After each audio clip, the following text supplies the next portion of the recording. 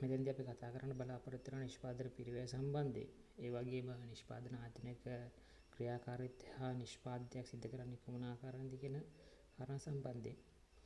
මේ පාඩම ගොඩක් දුරට උසස් පෙළ හදාරන ශිෂ්‍යයන්ටත් වෘත්තීය විභාග වලට මුහුණ දෙන අයටත් ගොඩක් වැදගත් වෙන මාතෘකාවක් බවට පත් වෙනවා. මුලින් අපි බලමු මොනවද ඇත්තටම මේ නිෂ්පාදනයක් කියලා කියන්නේ. ගොඩක් දුරට අපි දන්නවා නිෂ්පාදන ක්‍රියාවලියක සිද්ධ වෙන්නේ යෙදවුම් නිමවුම් බවට පත් වෙන ක්‍රියාවලියක්. ඒ නිසා මේ නිෂ්පාදන සම්පත් යොදාගෙන භාණ්ඩ හා සේවා නිෂ්පාදනය කරන ක්‍රියාවලියක් අපි හඳුන්වනවා නිෂ්පාදන ක්‍රියාවලියක් විදිහට. මෙතනදී අපි අවසානයේදී කිව්වා මේ නිෂ්පාදනය කරන්නේ එක්ක භාණ්ඩයක් හෝ සේවාවක් කියලා. මෙන්න මේ භාණ්ඩය හෝ සේවාව නිෂ්පාදනය කරලා අපි අලෙවි කරන්නේ පාරිභෝගිකයන් වෙත. මේ පාරිභෝගිකයන් මේ භාණ්ඩ හෝ සේවා මිලදී ගන්නේ ඔවුන්ගේ එක්තරා විදිහකින් කිව්වොත් අවශ්‍යතාව හෝ වමනා සපුරා ගැනීමේ අරමුණෙන් තමයි ඔවුන් මේ භාණ්ඩ හා සේවා මිලදී ගැනීමක් සිදු කරන්නේ. ඒ නිසා අනිවාර්ය නිෂ්පාදකයෙක් සිදු කරන්නේ අර කියපු පාරිභෝගිකයාගේ අවශ්‍යතාවයන් හෝ වමනාවන් සංතරපණය කර ගැනීමට එහෙම නැත්නම් ඉටු කර ගැනීමට අවශ්‍ය වන පරිදි භාණ්ඩ හෝ සේවා නිෂ්පාදනය කරලා වෙළඳපොළ මුදා හැරීමක් එහෙම නැත්නම් නිෂ්පාදන කාර්යයක් සිදු කරනවා නම් ඒකට අපි කියනවා නිෂ්පාදිතයක් කියලා. දැන් මේ කාරණාව වෙනුවෙන් එකට එකතු වෙලා ඉන්න පිරිස එහෙම නැත්නම් ක්‍රියාවලිය සංවිධානයක් අපි හඳුන්වනවා නිෂ්පාදන සංවිධානයක් විදිහට.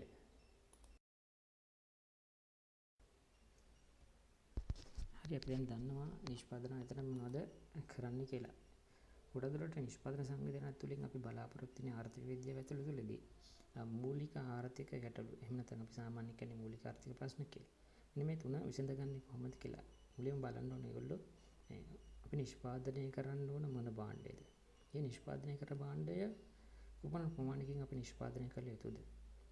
අපි තීරණයගත නිෂ්පාදනය කරන අපි බලාපොරොත්තු වෙන භාණ්ඩය නිෂ්පාදනය කරන්න අපි බලාපොරොත්තු වෙන්නේ කෙසේද? ඒක කෙසේද කියන එකකින් අපි බලාපොරොත්තු වෙනවා මේ නිෂ්පාදනය කරද්දී අපි වැඩිපුර දාගන්නේ ශ්‍රමයේද එහෙම නැත්නම් ප්‍රාග්ධනයේද කියන කාරණාව. මේකට අපි කියනවා නිෂ්පාදන තාක්ෂණ ශිල්ප ක්‍රමය කියලා.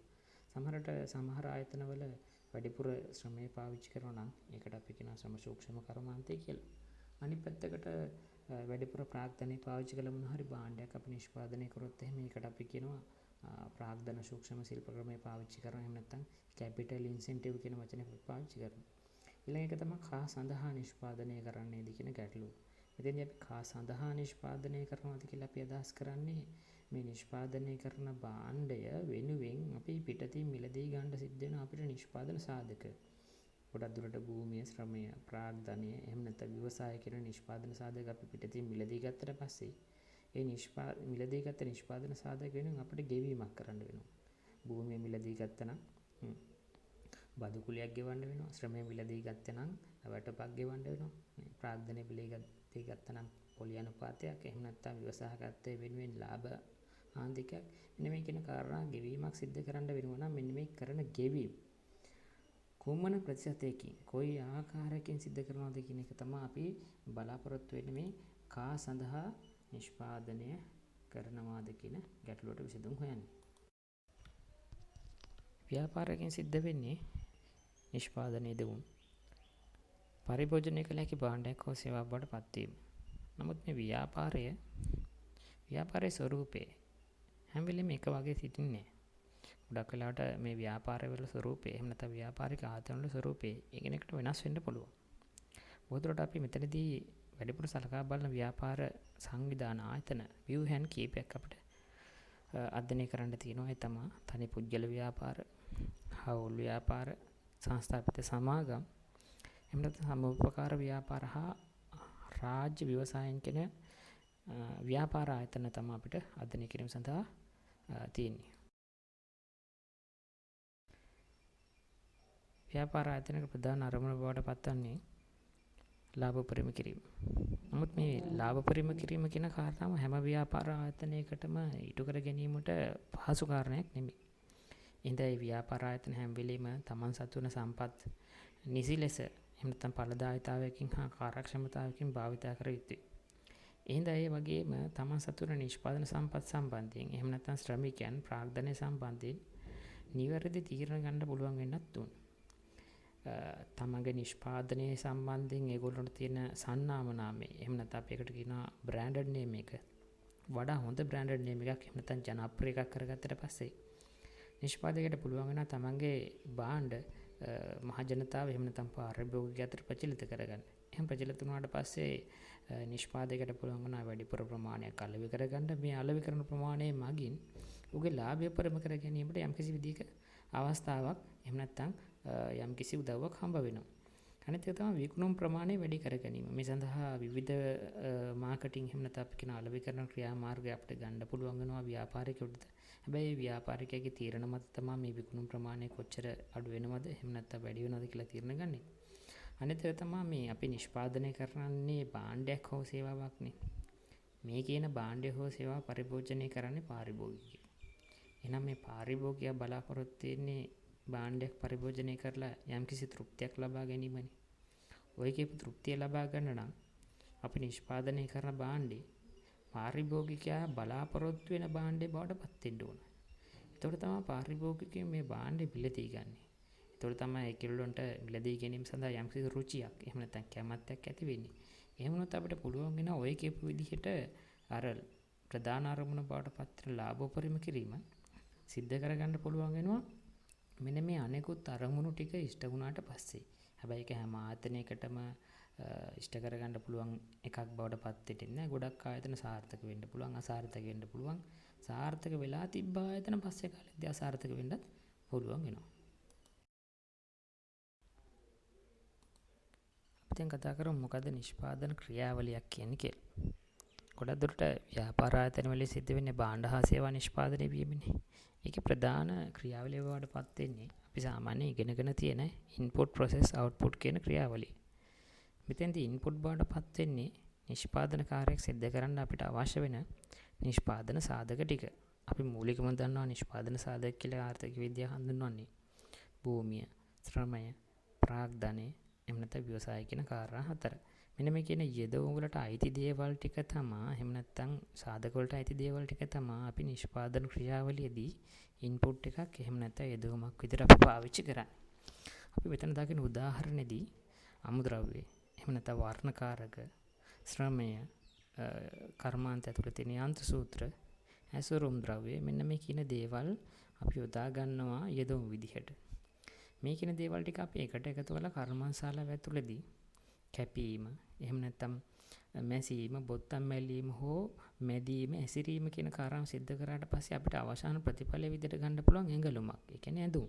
ඒතකොට මේ නිමවම තමයි අපි අවසානයේ වශයෙන් පාරිභෝගිකයා වෙත ගෙනියන්නේ. ඒ කියන්නේ අපේ අවසාන භාණ්ඩේ නිම අවුට්පුට් එක බවට පත් වෙන්නේ ඇඟලුමක්. නිෂ්පාදන ආයතනයක් ඇතුළේ පාවිච්චි කරන යෙදවුම් එහෙම නැත්නම් නිෂ්පාදන සම්පත් අපි ප්‍රධාන කොටස් දෙකකට බෙදා ගන්නවා. ඒ තමයි ස්ථාවර යෙදවුම් අනිත් එක විචාල යෙදවුම් කියන එක. විචාල යෙදවුම් කියවට පස්සේ අපි දැනගන්න ඕනේ මේක වෙනස් වෙන එකක්. එහෙම නැත්නම් බොහොම ඉක්මනින් වෙනස් කරන්න පුළුවන් කාරණයක් කියලා. අනිත් එක තමයි ස්ථාවර යෙදවුම්. මේ ස්ථාවර යෙදවුම් කියලා අපි සාමාන්‍යයෙන් අදහස් කරන්නේ කෙටි කාලයක් තුලදී එහෙම නැත්නම් බොහොම ලේසියෙන් වෙනස් කරන්න බැරි සාධක ටිකක් ගැන. ඒකට අපි මේ දීලා තියෙන උදාහරණය අනුව ස්ථාවර යෙදවුම් වලට අපි අරන් තියෙනවා ගොඩනැගිලි, එහෙම නැත්නම් යන්ත්‍රෝපකරණ, බල ශක්තිය. මෙන්න මේ කියන දේවල් අපිට වෙනස් කරන්න නම් යම්කිසි අරමුදලක් එහෙම නැත්නම් පිරිවැයක් දරන්න සිද්ධ වෙනවා. නමුත් අපිට මේ විචාල යෙදවුම් වලට අපිට දීලා තියෙන උදාහරණ දිහා බැලුවොත් ශ්‍රමිකයෙක්. මේ ශ්‍රමිකයා මාරු කරලා එහෙම නැත්නම් ශ්‍රමිකයව අයින් කරලා තවත් ශ්‍රමිකෙක් ගන්නවා කියන එකේදී අපට අමතර පිරිවැයක් දරන්න සිද්ධ වෙන්නේ නැහැ. නිෂ්පාදන ක්‍රියාවට යම්කිසි විදියකින් බලපෑමක් ඇති වෙන්නේ නැහැ. නමුත් අර ස්ථාවර යෙදවුම් වෙනස් කරනකොට මොන කියන කාරණාවට අපි මුහුණ දෙන්න වෙනවා. ඔන්න ඔය පදනම මත ඉඳලා තමයි අපි යෙදවුම් අපි කොටස් දෙකකට බෙදාගන්නේ ස්ථාවර යෙදවුම් හා විචල්්‍ය යෙදවුම් විදිහට. මෙන්න මේ ස්ථාවර හා විචල්්‍ය යෙදවුම් මත තමයි අපි නිෂ්පාදනයේ කාලවකවානුව කුමක්ද යන්න තීරණය කරන්නේ. ඊට පස්සේ අපි කතා කරා මොකද්ද මේ නිමවුම කියන්නේ කියලා. ගොඩක් දුරට නිෂ්පාදන ආයතනයක නිමවුම බවට පත් වෙන්න ඕන පාරිභෝගිකයෙක්ගේ අවශ්‍යතාවයක් හෝ වමනාවක් සන්තරපණය කරන එහෙම නැත්නම් ඉෂ්ට කරන යම්කිසි භාණ්ඩයක් හෝ සේවාවක් වෙන්න ඕන. එතකොට මේ කියන කාරණාව सिद्ध කරන්න පුළුවන් නම් එහෙම නැත්නම් අවශ්‍යතාව හෝ වමනා සපුරාලන්න පුළුවන් නම් අපි ඔය කියන නිෂ්පාදිතයේදී අපි එකට කියනවා නියමයක් කියලා. මේ නියමම කියන කාරණාව අපි පුද්ගලයාගෙන් පුද්ගලයාට වෙනස් වෙන්න පුළුවන්. දැන් අපි හිතමු නිෂ්පාදනය කරන්නේ ඇඟලුමක් නම්. ඒක තමයි අවසාන වශයෙන් අපේ අවසාන නිෂ්පාදනය බවට පත් වෙන ඇඟලුම. අපි හිතමු හෝටලයක් සම්බන්ධයෙන්. ඒගොල්ලෝගේ නියම බවට පත් වෙන්නේ ආහාර. ඒ කාරණාව වෙනස් වෙනවා. නමුත් මේ ආහාර වලින් හෝ ඇඳුම් වලින් එහෙම නැත්නම් වෙන දෙයකින් අවසාන වශයෙන් සිද්ධ වෙන්නේ මිනිසුන්ගේ අර කියපු අවශ්‍යතාවයක් එහෙම නැත්නම් උවමනාව සන්තරපණය වෙන එක. නිෂ්පාදන සිතය. අපි කතා කරන්නේ නිෂ්පාදන සිතය කියන යම් ව්‍යාපාරයකට අදාළව යෙදුම් හා නිමවුම් අතර පවතින තාක්ෂණික සම්බන්ධතාවය අපි පෙන්වන්න ඇඳගන්න දෙයට අපි කියනවා නිෂ්පාදන සිතයක් කියලා. ඉතින් අපිට පහළ සිතේ දැක්කෙනවා Q සමානයි F වරක් LK කියලා. අපි සාමාන්‍ය Q වලින් අදහස් කරන්නේ නිමවුම් ඒකක ප්‍රමාණය එහෙම නැත්නම් quantity එක. F කියන්නේ මේ රඳා පවතින සාධක දෙකක් තියෙනවා. මේ නිමවුම් රඳා පවතින්නේ යොදා ගන්න විචල්්‍ය සාධක මත එහෙම නැත්නම් ස්ථාවර සාධක මත කියන එක. මෙතෙන්දී අපි විචල්්‍ය සාධක විතර යොදාගන්නේ ලේබර් එහෙම නැත්නම් අපි කියනවා ශ්‍රමය කියන එක. ස්ථාවර සාධක විදියට අපි යොදාගන්නේ කැපිටල් එහෙම නැත්නම් ඒකට අපි කියනවා ප්‍රාග්ධනය කියලා. මෙතෙන්දී අපි K අකුර යොදාගෙන තියෙන මේක ලතින් භාෂාවෙන් නිෂ්පාදනය කරගත්ත දෙයක් හින්දා අපි තාමත් K අකුර පාවිච්චි කරන්නේ නැත්නම් සාමාන්‍ය කැපිටල් කියලා කියන්නේ C අකුරනේ අපි පාවිච්චි කරන්නේ. නමුත් මෙන්න මේ කියන නිෂ්පාදන සිතය දිහා බලලා තමයි අපිට නිෂ්පාදනයේ කාලවකවානු දෙක බෙදා ගන්න හැකියාවක්. ව්‍යාපාර ආයතනයක ප්‍රධාන අරමුණ බවට පත්වන්නේ ලාභ පරිම කිරීම. නමුත් මේ ලාභ පරිම කිරීම කියන කාරණාව හැම ව්‍යාපාර ආයතනයකටම ඉටු කර ගැනීමට පහසු කාරණයක් නෙමෙයි. ඉතින් ඒ ව්‍යාපාර ආයතන හැම වෙලෙම තමන් සතු වන සම්පත් නිසි ලෙස එහෙම නැත්නම් ඵලදායීතාවයකින් හා කාර්යක්ෂමතාවයකින් භාවිතා කර යුතුයි. එහෙනම් ඒ වගේම තමන් සතු වන නිෂ්පාදන සම්පත් සම්බන්ධයෙන් එහෙම නැත්නම් ශ්‍රමිකයන් ප්‍රාග්ධනය සම්බන්ධයෙන් නිවැරදි තීරණ ගන්න පුළුවන් වෙන්නත් ඕන. තමන්ගේ නිෂ්පාදනය සම්බන්ධයෙන් ඒගොල්ලන්ට තියෙන සන්නාම නාමය එහෙම නැත්නම් අපි ඒකට කියනවා බ්‍රෑන්ඩඩ් නේම් එක.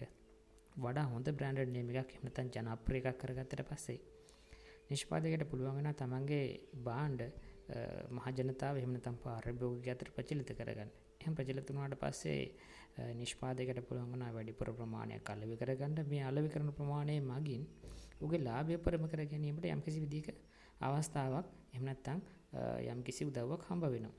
අනිත් එක තමයි විකුණුම් ප්‍රමාණය වැඩි කර ගැනීම. මේ සඳහා විවිධ මාකටිං එහෙම නැත්නම් අපි කියන අලෙවි කරන ක්‍රියාමාර්ගය අපිට ගන්න පුළුවන් වෙනවා ව්‍යාපාරිකයෙකුට.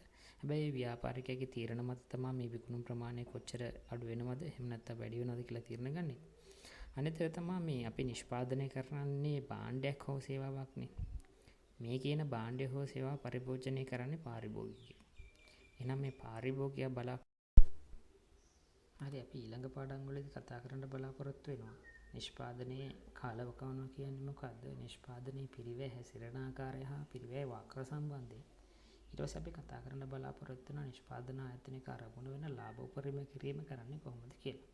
බොහොම ඉක්මනට ඊළඟ වීඩියෝ වලින් අපි සම්බන්ධ වෙමු. YouTube channel එක subscribe කරන්න. ඊපස්සේ ඔයගොල්ලන්ට මේ දාන පාඩම් ටික ඔක්කොම බොහොම ඉක්මනින් බලා ගන්න පුළුවන් වෙනවා.